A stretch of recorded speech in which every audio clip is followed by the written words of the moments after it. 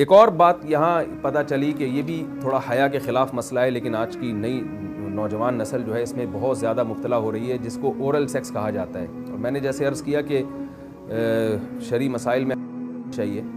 اور اس کو بیان کرنا یہ ہماری ذمہ داری ہے۔ تو یہ چیز بھی انگریزی فلموں سے اور فحش فلموں سے ہماری نئی نسل میں بہت تیزی سے سرایت کر رہی ہے، اور لوگ اس بارے میں علماء سے بہت زیادہ مسائل پوچھتے ہیں، خواتین بھی پوچھتی ہیں جو اس میں مبتلا ہیں۔ تو اس کا بھی مسئلہ یاد رکھیں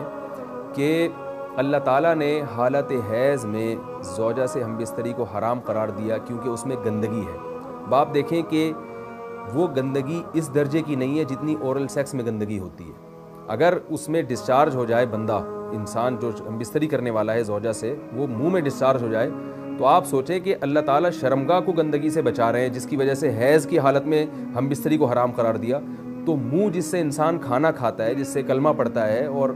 جو انسان کے جسم میں سب سے اشرف عضو ہے، سب سے زیادہ معزز اور مکرم عضو ہے، اس میں ایسی گندگی کو ڈالنا کہاں سے جائز ہو سکتا ہے، کہاں سے حلال ہو سکتا ہے؟ تو آج بعض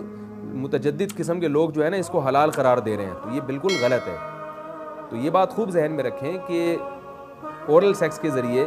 اپنی خواہش کو پورا کرنا اس طور پر کہ ڈسچارج ہو جائے انسان عورت کے منہ میں، بیوی کے منہ میں، یہ بالکل حرام ہے، بالکل ناجائز ہے، کیونکہ منی ایک غلیظ اور ناپاک اور گندگی ہے اور ناپاک اور نجس چیز ہے۔ بعض حضرات یہ کہتے ہیں کہ منی پاک ہے، مگر یاد رکھیں منی کے پاک ہونے کے دلائل مضبوط نہیں ہیں، منی کے ناپاک ہونے کے دلائل بہت مضبوط ہیں۔ سب سے پہلی دلیل قرآن مجید میں آتا ہے الم نخلقکم من ماء مہین، ہم نے تمہیں غلیظ اور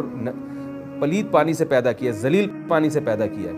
تو اس میں بھی اشارہ ہے کہ منی ناپاک چیز ہے۔ دوسری بات یہ کہ حدیث میں آتا ہے کہ کنت افرق المنی من ثوب رسول اللہ صلی اللہ علیہ وسلم ثم یصلی فیہ۔ حضرت عائشہ رضی اللہ تعالیٰ عنہ فرماتی ہیں کہ رسول اللہ صلی اللہ علیہ وسلم کے کپڑوں پر اگر منی لگی ہوتی تھی، صحیح بخاری کی حدیث ہے، میں اس کو کھرچ کے صاف کرتی تھی، پھر آپ صلی اللہ علیہ وسلم اس میں نماز پڑھا کرتے تھے۔ اب بعض حضرات نے یہاں سے استدلال کیا ہے کہ منی اگر ناپاک ہوتی تو حضرت عائشہ اس کو دھوتی، کھرچ کے صاف کرنا اس کی علامت ہے کہ منی پاک ہے، لیکن یہ بات غلط ہے۔ اگر منی پاک ہوتی تو حضرت عائشہ کو کھرچنے کی ضرورت نہیں تھی۔ بات یہ ہے کہ وہ نجاست جس کا ایک باقاعدی جسم ہوتا ہے اور وہ کھرچ کے جسم سے یا کپڑوں سے الگ ہو سکتی ہے، تو اس نجاست کو پاک کرنے کا طریقہ یہ ہے کہ اس کو کھرچ دیا جائے۔ ناپاک تھی تبھی تو حضرت عائشہ رضی اللہ تعالیٰ عنہ اس کو باقاعدہ کھرچ رہی ہیں اور دور کر رہی ہیں۔ اور گیلی منی کو یہ ثابت ہے کہ حضرت عائشہ رضی اللہ تعالیٰ عنہ آپ صلی اللہ علیہ وسلم کے کپڑوں سے دھویا کرتی تھیں اور آپ صلی اللہ علیہ وسلم اس میں نماز پڑھا کرتے تھے۔ حضرت عمر رضی اللہ تعالیٰ عنہ کے دور میں کسی شخص کو احتلام ہوا